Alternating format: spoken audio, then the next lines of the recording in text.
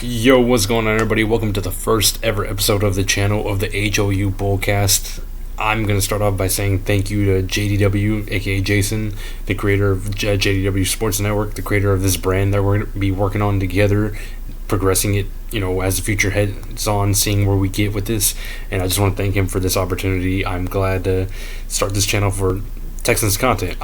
This is by no means of me no longer on the JDW Sports Network channel. I will still be on there for Just Arrival with my boy DJ AB Cool, but this is just a channel for Texans specifically. This is his idea that he came up with, and I went on board with it because this is just a great staple of a community, of a brand for us to work on together, for us to talk football to the people that want to watch us talk football, So today, as you all know, the Texans lost today, unfortunately, and it just did not look good. We lost 17-10 to the Jacksonville Jaguars.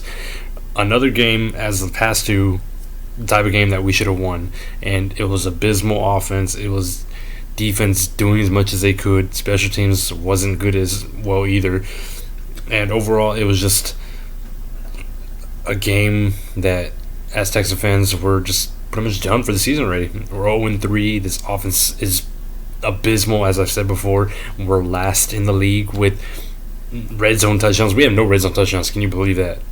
Compared to the Colts with no punts, we have no red zone touchdowns.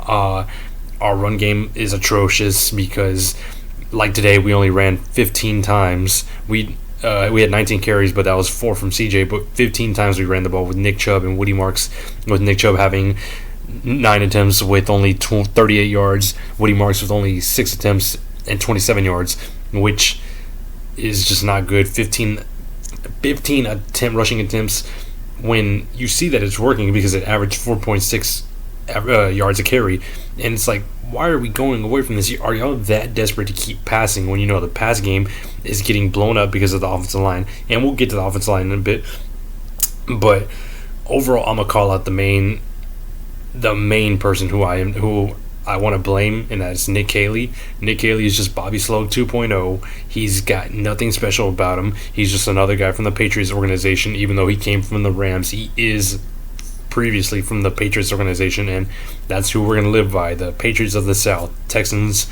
copying the Patriots as much as we can. As fans, we've tried to get away from it, but we can't, because this organization is just abysmal and wants to cling on the curtails of the dynasty that the Patriots had with Tom Brady, with Bill Belichick, with all the names that are involved with that great organization. But no, we want to try to copy what they have when we're not copying it well, like any other team has tried before. That's why a lot of other teams have stopped doing that. But us, we're still stuck on that Patriots organization mindset, especially with who at the GM role, Nick Caserio. And I'm not gonna lie, with us being 0-3, with how our offensive line looks, with no additions, like there were additions in this offseason, but not great additions to this offensive line. So overall, this is on Nick Caserio's head, and I'm not gonna lie, he's already on the hot seat of, we're done with you. You bring nothing to the table. You're not trading for anybody. You're not signing guys when you see how abysmal, once again, how terrible our offensive line is. CJ's getting as much at this point. CJ's gonna have more pressures and more sacks compared to last year, and I'm sure by the end of the season that will happen. But Nick Caserio, your head is on the line right now, because as Texan fans, we're about to cut it off, because you do not need to be here no more. You have you bring nothing to this team. Like, we never see you. All we see you do at most is, you're at college games scouting. When it's like, all right, well, I guess we'll give up on the season, because since you're just scouting already. But overall, Nick Caserio, for everybody that's watching this, I'm gonna make a separate video throughout this week of the top 5. I'll say, top 5 fingers to be pointed at, and I'll call out each position or each person that I feel needs to be accounted for the blame to be 0-3 the way we are, and how terrible we look the way we are.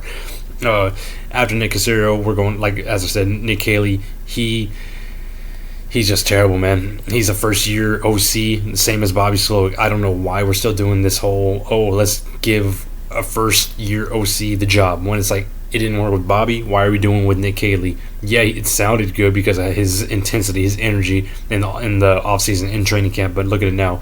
The dude can't even score. Can't even make a play to score in the red zone.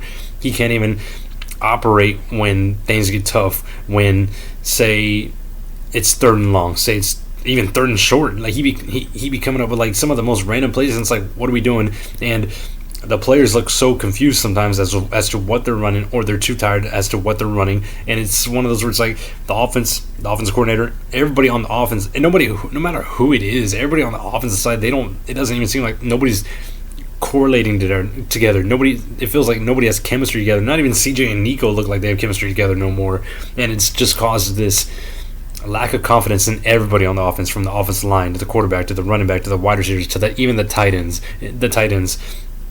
And it's just terrible. And the defense is, as I said before, defense is holding their own. Defense, of course, has their struggles that we're going to talk about in a bit. But overall, the defense is literally fighting for their lives, just desperate to get the offense back out to see if they can do something. And when they don't, the defense is literally crawling back on the field because they're too tired to play. It's like, that's why with this offense, it is just so terrible to watch. Today I was literally watching the game, and I'm literally just laughing watching as the offense is just not doing anything. If they were playing at Energy Stadium today, the amount of boos we would hear from the TV from that stadium, it would be crazy. And I'm not gonna lie, next week when we play the Titans, I'm not gonna lie, I really hope that Texan fans let them hear it if they decide to not score on the first drive or any drive, because at this point, in front of the fans, you need to score in front of the fans. And if you look like the way you look like today, someone's gonna get fired. And I'm not gonna lie, I'm surprised. I wouldn't be surprised if somebody gets fired tomorrow. I'm not gonna lie. It's one of these things where you have so much expectation in this season. Look at it, and look at you now. You're 0-3, and I'm not gonna say, oh, well, it's all due to one play. No, it's not due to all one play. You could have blown out each of these three teams that you've played. You could have won the game easy, but no, you decided to step on your own feet. You look incompetent. You look terrible, and you're giving a product on the field that the fans don't want to see. The fans were expecting you to be Super Bowl contenders, and look at you now. You're not even looking like you're going to make the playoffs. You're looking like a top 10 pick in the draft, and at this point everybody's like, screw it, let's tank, let's get the first overall pick. And to me, my point of view, I'm like, I don't care at this point. Just we need to up that offensive line, because this is terrible. This next offseason, the draft picks all should go to the offensive line, all should go to the offense, no matter what. The defense is set. The defense is a Super Bowl defense. Like, it's not hard to address what is wrong, to assess what is wrong, which is the offense. Let's get into CJ Stroud. CJ looked, once again, he looks like he's regressing terribly each game he plays. He was 25 for 38 passing. He had 204 yards. He averaged 5.4 yards a pass, 1 touchdown, and 2 interceptions. The first interception was on him. He saw that Christian Kirk was open, running about an outside route, but he threw it right in front of Christian Kirk where 2 defenders were, and everybody just on a great situation to be in. I believe we were at the 30-yard line of Jacksonville side, and we were about to score to potentially tie it eventually, and he threw the pick, and it just was just a sour taste. It was just left you silent, because you were like, that's not a throw that CJ would have made his rookie year. And just from his rookie year to now, it's just terrible to watch. And at this point, I don't know who CJ is. He's not looking like the same guy. But the second interception was the final play of the game, as you all know, which was Arianta Ursary, who was terrible today. He let his man beat him all the way to get to CJ, to where they batted the ball down as he threw it. It was picked off. That was the end of the game. But overall, CJ, he sometimes he just tries too hard. Like, I understand he wants to win the game, but he doesn't make plays happen as much as we want him to. He's not Deshaun Watson, everybody. I know you all want to see somebody better than Deshaun Watson from the past. Way Deshaun ran out of the pocket, made those darts, made those throws, made those completions. That's why he was called Houdini at times. He looked great. CJ Stroud, on the other hand, he just looks scared. He just looks as if he doesn't want to make a bad play happen, but yet makes a bad play happen when taking sacks, when taking hits, when just throwing the ball into bad coverage because he could have had more picks on himself today. But thankfully he only had 2. But still, that's not good enough. As I said with the run game, Nick Chubb and Woody Marks, they weren't given enough attempts. Woody Marks is such a great passing running back, and I hope to see more from him, especially if this season goes down the line as shit. So it's like, use your rookies more, which is Woody Marks, and I believe he can one day be a starter for us if, say, Joe Mixon leaves, because he's got that burst of energy, he's got that toughness, and that's what you love to see, Receiving wise, what's up with Jaden Higgins and Jalen Noel, Nick Caley? Like, why don't you want to use your rookie wide receivers? Like, we drafted them for nothing at this point. Like, we traded John Mechie for nothing at this point. We did all this for the receiving group for nothing. Like, why did we draft him in the first place? At this point, we should have just drafted offensive linemen where we drafted Jaden Higgins and Jalen Noel, because at this point, you don't want to use them. Jalen Noel is only used for special teams of punt returns and kickoff returns. So I don't know what your point is. Once again, as I said before, the Patriots system, which is the Patriots back then, they weren't using the rookies as much as we are now. Patriots organization back then always used their veterans, and who are we using? All our veterans. We're not even attempting to go to our rookies. Our rookies being Jaden Higgins, Jalen Noel, both of them only having 1 target each. Jaden Higgins only having 5 yards, Jalen Noel only having 4 yards. That is pathetic. And we were in this offseason after the draft excited for Jalen Noel and Jaden Higgins because that was a 1-2 punch from Iowa State, a third member from Iowa State, like including Xavier Hutchinson. And at this point, they're just there. They're just there. They're not doing nothing. They're just there as distractions for everybody else to get off of Nico Collins, to get off of Christian Kirk and all the rest. But at this point, it's like, why did we draft him if you're not going to use him? So, Nick Caley, that's on you. And that just pisses me off because Jaden Higgins is sort of like another Nico with his size, with his frame. Jalen Noel with his speed. But, okay, whatever. We don't want to use him. Christian Kirk, been gone for the last 2 weeks, which just sucked because we wanted to see how he looked in this offense. And he looked all right, but the offense didn't progress as we thought it might have with one person. He had 8 targets, only 3 receptions, 25 yards. He could have had honestly a bomb of a touchdown, but CJ overthrew him. He just didn't get to the timing right of where the ball was, so which could have taken the lead, I believe. But that's just a situation that a bad thrown ball had happened. But overall, he looked all right. He did help out when we were on 4th and 2, I believe, and CJ dumped it off, quick slant to Christian, and he caught it. At that point, I was already expecting us to lose the game. But once Christian Kirk got it, I was like, all right, well, we got some momentum to keep driving down the field of that final drive. Thanks to Christian Kirk. Nico Collins, 11 targets, 8 receptions, 104 yards. Nico looked great. He was getting off well. He had that when Jalen Petrie got that interception, they got back around on the field. Offense did.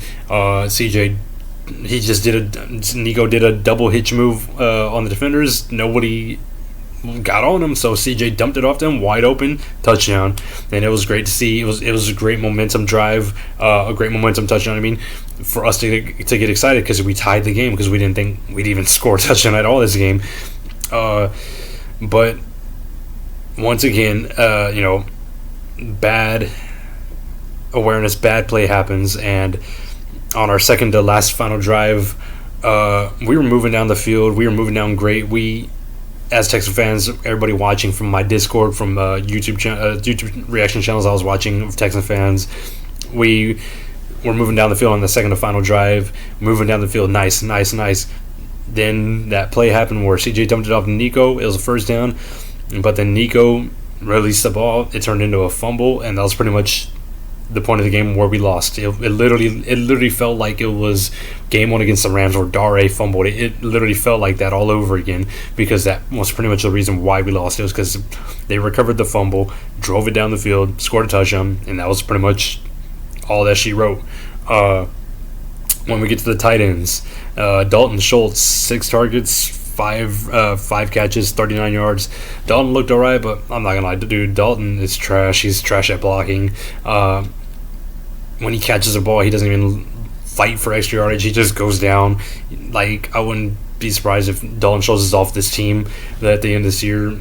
I think at the end of this year, heading into next year, we're gonna have a whole brand new set of tight ends because Dalton Schultz sucks. Brevin Jordan's hurt all the time. Cade Stover, who even knows about Cade Stover right now? It's just one of those. Harrison Bryant, he's a great blocker, but we're not even using him offensively, catching wise. So why even bother with that? And then after the offensive line wise, yes, I'll get into that. Everybody looked all right at best. There was a flag against Titus for holding, but it was honestly a pancake block, and he was frustrated about it. You saw it on the sideline. He was frustrated about it and they reviewed it, and it pretty much was a pancake block, and it was one of those where it's like, all right, whatever, we just move on. But it was one of those game-setting drives where it did kill us in the end. Left tackle, rookie Ariante Ursary, he was bullied all day. He looked terrible as a rookie today. He had 6 pressures and 1.5 sacks in this game. He was getting bullied overall. He was the reason why that final play happened with the batted ball turned to an interception. So of course he looked terrible, but I'm not going to even blame him. He's a rookie getting shifted from left tackle to right tackle week after week. So he was trying to hold his own against a great defensive Jaguar player, because the Jaguars do have a good defensive line that can hold their own. So I'm not surprised by them pushing our terrible offensive line back. I hate that.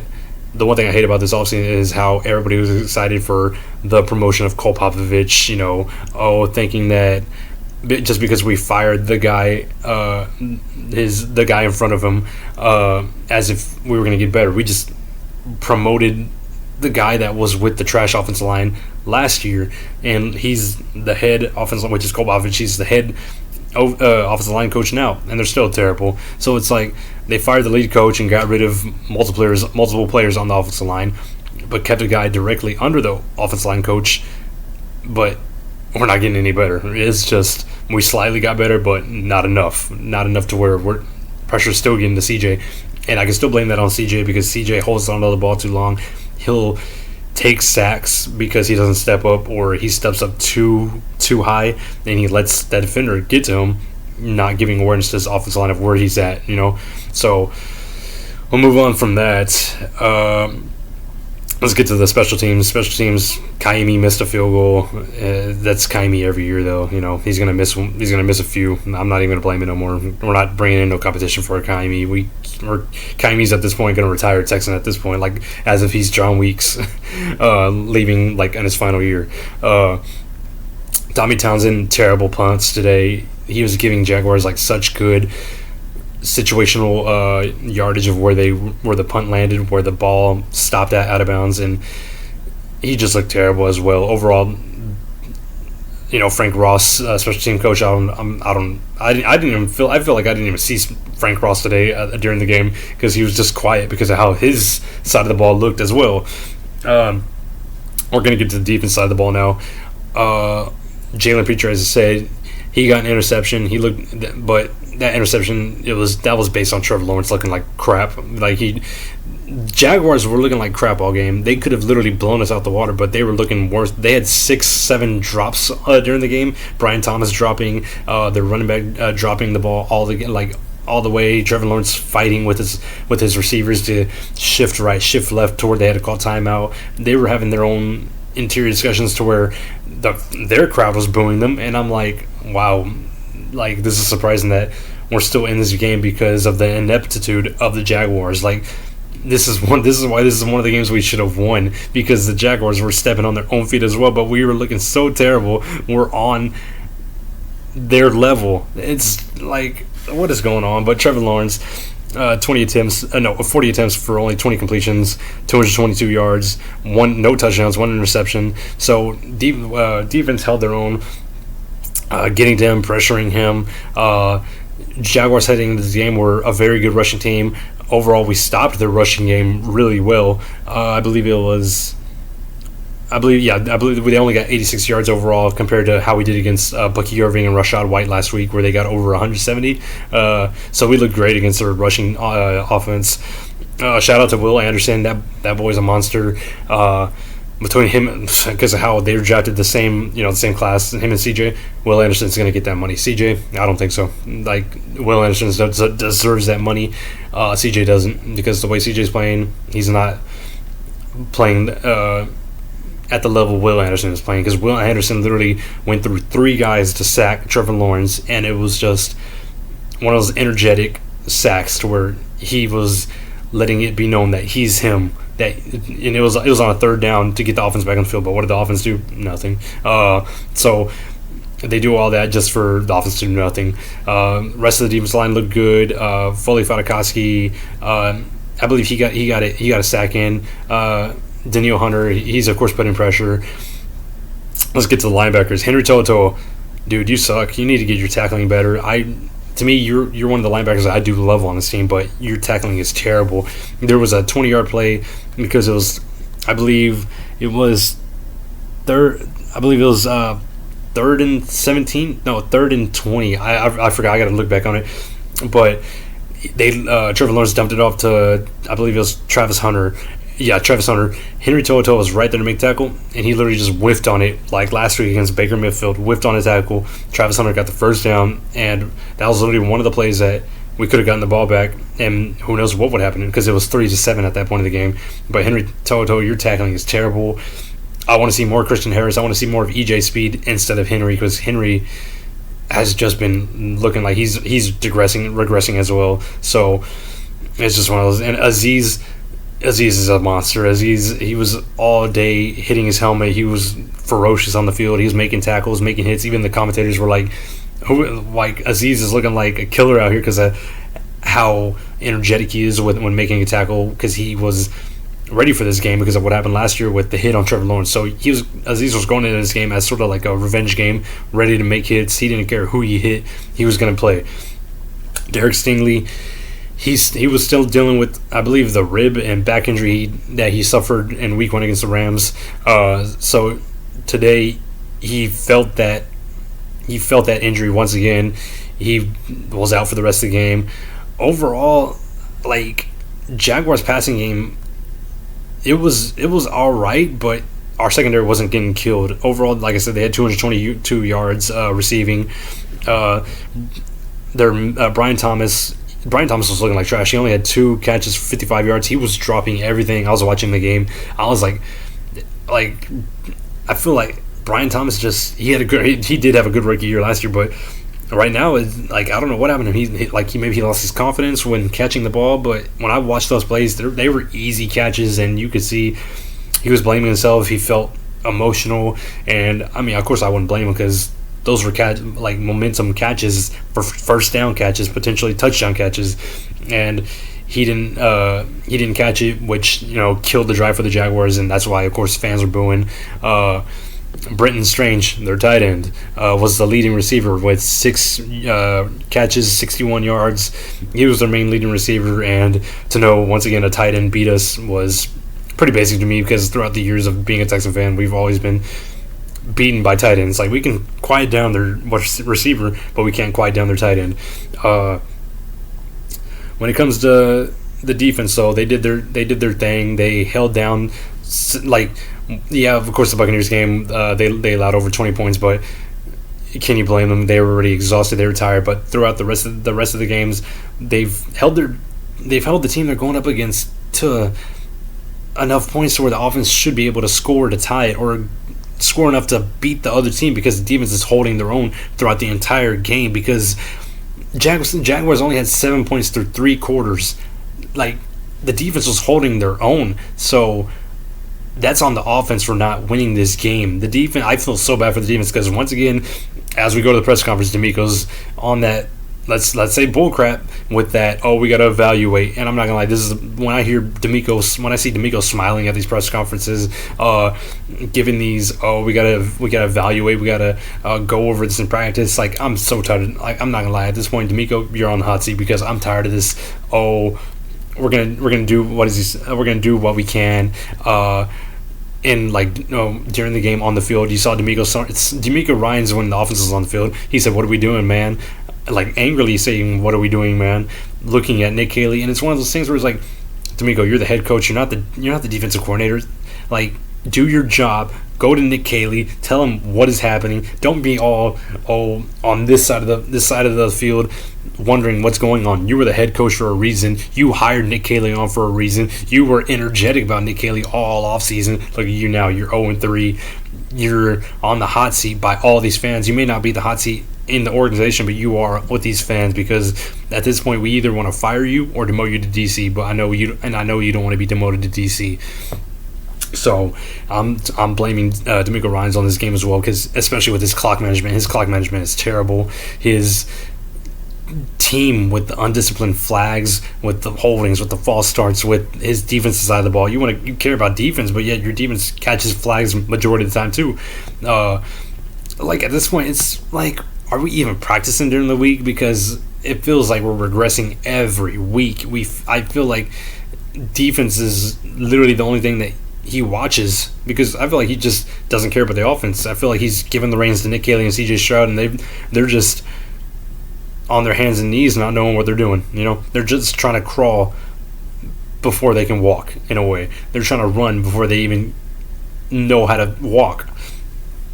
And at this point, DeMeco, you're one of the ones I'm going to blame when I get to that one video I make with who to blame, especially if heading into next week we go 0-4 against the Titans. If we go 0-4 against the Titans, yeah, you're gonna see a mess from me because I've seen this crap show before from previous Texans teams. I saw somebody say, "Oh, this team isn't as bad as the Brock Osweiler team." Oh, it is, because at least with the Brock Osweiler team, we were scoring in the red zone. We have no red zone touchdown, and you want to say, "Oh, the Brock Osweiler team." At least we were scoring touchdowns under Bill O'Brien, under Brock Osweiler. I forgot who the running backs were, but at least we were scoring when we needed to. Like, especially last year with Bobby Sloat, we were scoring when we needed to in the red zone. What has Nick Caley got even one touchdown in the red zone? Nope. That's on Nick Caley's play calls. So at this point, I'd rather deal with Bobby Sloat in year 3 rather than Nick Caley in year 1. I wouldn't be surprised if Nick Caley's fired this week, but knowing Texas organization, they're gonna stay on their hands. They're gonna just sit still, acting like everything's okay. Hyping each game up every week, knowing that majority of their fans are done. The only fans that are still there are the diehard fans that act like nothing's wrong, and those are the fans I hate. I'm not the kiss ass fan like others are. The ones that are like, "Oh, well, if you're criticizing the team, you're no longer a fan." And I don't give a crap, dude. Like, "Oh, you're no longer a fan." I've been a fan since 2010. I've been through all the rough years from 2-14 with only one win, with only 4 wins, with Davis Mills as quarterback, with Lovie Smith as head coach, with David Culley as head coach. You don't think I've been through this enough? I was excited when we hired DeMeco Ryans.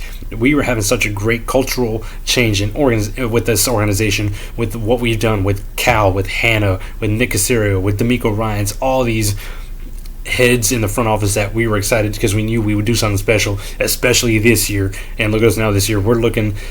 We are the worst offense in this league. I have no confidence in this team. I have no confidence in the offense. The defense I have confidence in. The offense, no. We're going to lose games because we exhaust our defense, because the offense keeps running off the field. We're not doing nothing special. We're not doing anything crazy. We look like a vanilla offense. We look like a Madden playbook that anybody can read off of us. Like, that's literally what I feel like Nick Caley's reading off of. I feel like he's reading off of, read what Madden will probably do right now. Like, as if he's playing Madden. Like, we can be excited for, our uniforms. How we bring such culture to our team. It doesn't matter when we're looking like crap. We're 0-3. We're 0-3 like the Titans. And I'm not going to lie, the Titans offense looks better than us. Like a little bit better than us. You got the Colts 3-0. And, congrats to JDW and DJ AB Cool. I'm happy for them. I know they're happy that the Colts are winning. Meanwhile, I'm sitting over here in the dust because my team is 0-3 because I predicted that we'd be 3-0 right now. I thought we'd be either 3-0 or 2-1 at most. But, I'm over here just not believing what I'm seeing. Like, it feels like a dream. It feels like we're still in the off season. Like, it feels like, I don't know. It just feels like so confusing to me with how this team looks. And at this point, I'm just done. Like, I have no confidence no more. This offense has no confidence in themselves. CJ has no confidence. Like, CJ literally was at the press conference. Here, let me get it again. And this is just the point of where we are as a team confidence wise. CJ said, "I thought we ran the ball well, somewhat threw it well. The sun will rise up tomorrow. We'll be able to go back to work, so that's a positive." Everybody's going to talk crazy like they've been doing and have these analyses, and rightfully so. CJ, stop with that bull crap with how you're saying the sun will rise up tomorrow. No, you need to get your ass up tomorrow. Get to reading the film. Get to boosting your confidence. Getting together with your team, your offense line, growing that chemistry, because that chemistry is long gone. It doesn't even feel like the chemistry was there game one. So I don't need to hear that. I need to hear your confidence up. You over there with a Yankees hat, like you were like. Why not rep something from Houston, like a Texan hat or an Astro hat? You're repping a Yankees hat, and I know you said in the offseason, oh, it's because of your fashion, you're matching your fits. You bring a Yankees hat when Astros are in a situation as well as y'all not making the playoffs. So, I feel like as if you're enticing fans to talk crap even more, but they can't even talk crap about you wearing a Yankees hat. They're too busy talking crap because of how you looked. Like, at this point, it's just, I don't know who CJ is anymore. He's not the rookie he was when he first played, when he was getting called MVP caliber. Overall, I don't see this team progressing. I don't see it. I know people want to say, is there any way we can progress? No, there's not, because this team is just a joke. Like, I have no confidence. I'm just being dead honest to y'all. I will be here every week talking about every game. I will be here every day to, reply to comments if you want to comment something about what's going on with the Texans. I'll make a video for anything you want to talk about, because I'm like excited more for this channel more than I am for this team, and I'm gonna be putting my heart into this channel from the first day, which is today. And I will tell y'all, I'm not gonna sugarcoat nothing. I'm not gonna be like the Houston media to where they want to act like nothing's wrong. I've been tired for so many years of acting like, oh, nothing's wrong, even when our teams are terrible. With, as I said, like the Lovie Smith coach team, David Culley team, all of those previous years before, in those 10 years. Yeah, we may have DeMeco Ryans, but he's not the head. I don't believe he's the head coach of the future anymore. Like, at this point, he acts like he's the defense coordinator because he is the one who, at this point, makes defensive calls. Like, Matt Burke, I believe, was calling the plays today, and it looked decent, and it looked good, keeping Jaguars quiet. But at this point, DeMeco, you act like you're the defense coordinator instead of the head coach, and I'm tired of that. You act like you're a coordinator. You act like you're not holding anybody accountable. You just want to smile at the end of the game. You want to say, oh, we just got to execute better. I'm tired of that. And if you want to keep this up, if you want to keep losing, if you want to keep acting like nothing's wrong, you might as well just be out of the building too. I'm not even gonna let you get to that level of, we're just gonna keep moving forward. Cut the crap. We're not moving forward. We need change right now, and if you don't change, you're out of the building, because we want this team to be a Super Bowl winning team, and all we are is find a way to get into the playoffs and win the division round, get into the wild card round, lose the divisional round, because we never made it to the AFC Championship in the amount of years we've been a team in the league, and that's just the terrible part. But overall, once again, Texans lost to the Jaguars 17-10. The sad part is the Panthers scored over 30 points, and we still haven't scored over 30 points. The Panthers look even more trash than us. At this point, let's get that first-round pick. I don't care. Get us the best damn right guard we could ever get, or get the number 1 overall pick, trade back, and get a crap ton of picks from whoever's desperate to get that number 1 pick, trade back, and draft another offensive lineman, or even draft another wide receiver, because I know everybody wants to see Tank Dell return. Tank Dell's not returning. He's explosive. He's the energy we need, but Tank's not returning. I love Tank. I've watched him when he played for UH, and I was excited when we drafted him. But with these injuries, with the injury he dealt with last year, he's not coming back, and I don't know when he'll come back. So right now, we're just going to go through the week, guys. We're going to see what this team does, what this team says. I'll keep y'all posted with what is said, I'm gonna, of course, start up, some social medias up for the HOU Bullcast, from Instagram to TikTok. I'm gonna do it all for y'all. Like I said, I'm gonna pour my heart out. Me and JDW is gonna be right there beside me, helping me work on this channel, and I'm so grateful to him for that. So thank you once again, JDW. I'm appreciative. I want to give a shout out to my boys, this Sauce Sports Discord, from Ed Honcho, Wink, Tenny, Wise, Spitz, everybody involved in that Discord that I've listened to for years, that I've always just sat back and listened to what they say, and I've always taken it for their responses, and I've always loved to listen to them, because they are the type of fans that let their heart speak out for them, because they don't want this team the way they look right now. They want this team to be like the Bills, like the Ravens, like the top tier teams that will get to the Super Bowl at the end of this year. They want to see CJ MVP caliber. They don't want to talk crap on CJ. They don't want to talk crap on DeMeco, but the way they are right now, that's the way things are. And at this point, a lot of them have given up on the season after hearing them earlier on Discord, and I'm not surprised. I'm already giving up on this season as well, because 0-3, it's a miracle to come back from that. And at this point, we're just going to see what goes on. But overall, let's see what happens through this week. Let's get into next week. We got the Titans here in Houston, 12 o'clock. Let's see what happens. But thank you once again for everybody watching this episode. I know it's kind of a depressing episode because of how the Texans have us feeling, but I want to give sort of a voice for other fans. If there are other fans watching this video, if you want to come up to me, I'm always so happy to reply to anybody that's a fan of any other team. I love football. I love NFL. I'll talk to any other fans, especially Jaguar fans, Titan fans, Colt fans. Even though I may hate some of them, some of those teams, I'll still respectfully reply to y'all. And if one day y'all want to make a video together, I'd be so down to make a video together. Like, I want to include everybody around the league, all the fans around the league. I would love to make this one of the channels that everybody can come together as a community, having fun, having discussions about what's going on with their teams, with the league, anything like that. So I definitely have videos planned for solo videos or videos involving other content creators, like the one I did with Spitz on JDW Sports Network channel. So I have so many ideas for this channel, and I can't wait to show y'all. So definitely like, share, subscribe, and I thank y'all for watching. Thank y'all so much. And this is the first episode of the HOU Bullcast, and I couldn't be more excited.